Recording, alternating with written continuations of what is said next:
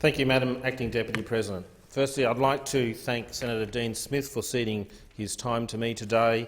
He was very generous and willing to do so, noting the topic of my statement and the fact that it is Asbestos Awareness Week. Today, in the gallery, we're joined by some special guests from South Australia, Catherine Wegener and Leslie Shears. I met Catherine last year at a memorial for asbestos victims. Catherine was brave enough to share her story of her husband Rex, who died in 2017 from mesothelioma. Catherine and Rex's story is sadly one of the many tragic tales to emerge as a result of the deadly dust known as asbestos. So, during Asbestos Awareness Week and in honour of Rex and all the other victims of asbestos-related diseases, I'd like to share with the Chamber the speech that Catherine delivered last year. Catherine's husband, Rex Wegener, died in 2017 at the age of 75 of mesothelioma. I'd like to tell you the story of the life of a man who went to work and died because of it. He grew up in Mannum and, like most boys, rode his bike around the town, a friendly boy who the locals knew as Snowy. He learnt to swim in the river and consequently became a very strong swimmer. At 8, he joined the local boys' club and excelled at gymnastics. His other great love was rowing, and he joined the rowing club at the age of 12 and was a member of the winning Crew State Junior 8s. He kept a lifelong interest in both gymnastics and rowing. At 17, he was fortunate enough in getting an apprenticeship with the PMG, now known as Australia Post. While doing his apprenticeship in Adelaide, he continued his gymnastics for the next 4 years. He joined the Goodwood Saints Football Club, but found he was the wrong size for the big boys' elbows, and after being wrapped around the pole twice, he decided football wasn't for him. He was awarded Apprenticeship of the Year and was given a set of tools from the Lions Club, which he kept and treasured all his life. On completion of his apprenticeship, he moved from Adelaide to Woomera, to Broken Hill, to New Zealand and Melbourne, where he settled. And that was where he first came into contact with asbestos. At that time, it was the go-to product, and no negative information was known or imagined by the workers. He continued carpentry and building houses all over Melbourne. He loved his work and he took pride in his good name. He played golf and tennis. He was community-minded. They moved to Goolwa 13 years ago. He liked to keep fit and walked 3 kilometres each morning before breakfast.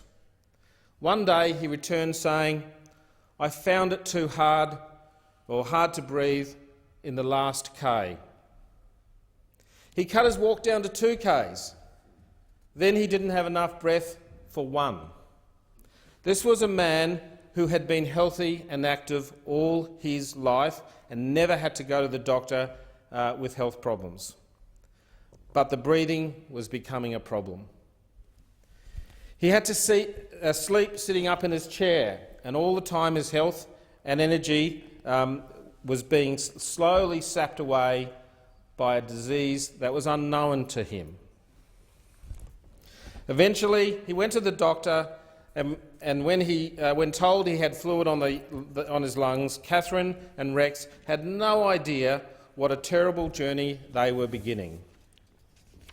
Finally, when diagnosed of mesothelioma was given, they were ignorant of what that meant, how to spell it, and, like me, how to pronounce it, or what lay ahead.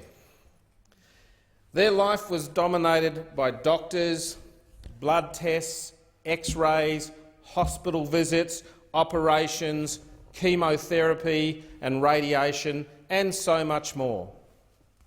And so many specialists, sometimes they had no idea to whom they were speaking.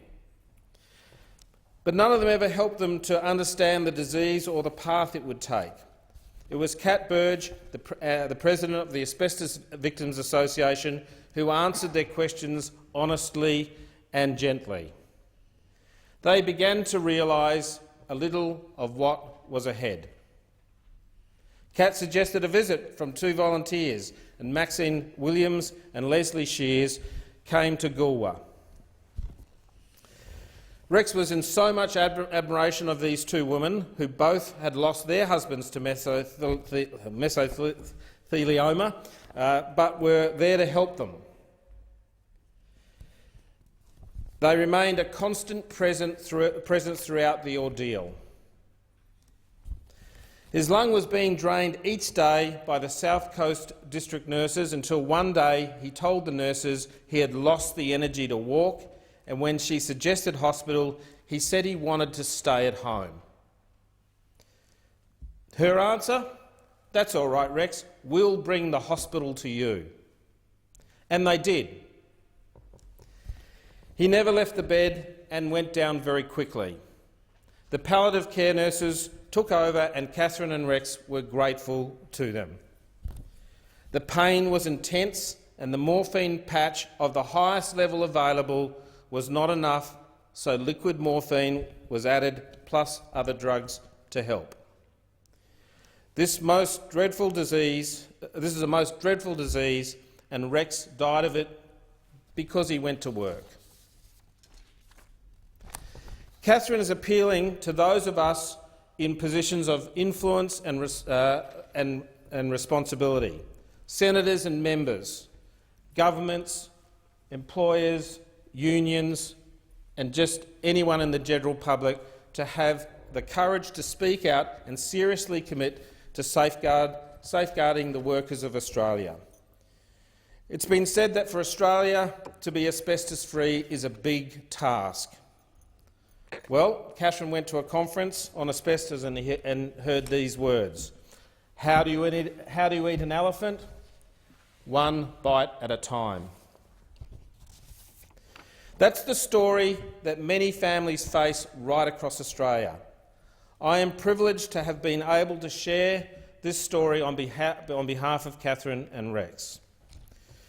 Before I conclude, I'd also like to thank the volunteers of the Asbestos Victims Association.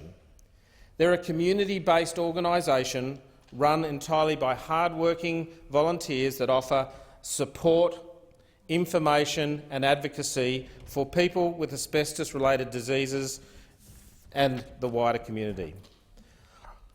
I'd encourage all my colleagues in this place to support their local Asbestos Victims Association by taking out a membership and taking part in the important information seminars and events they offer to the community. Thank you.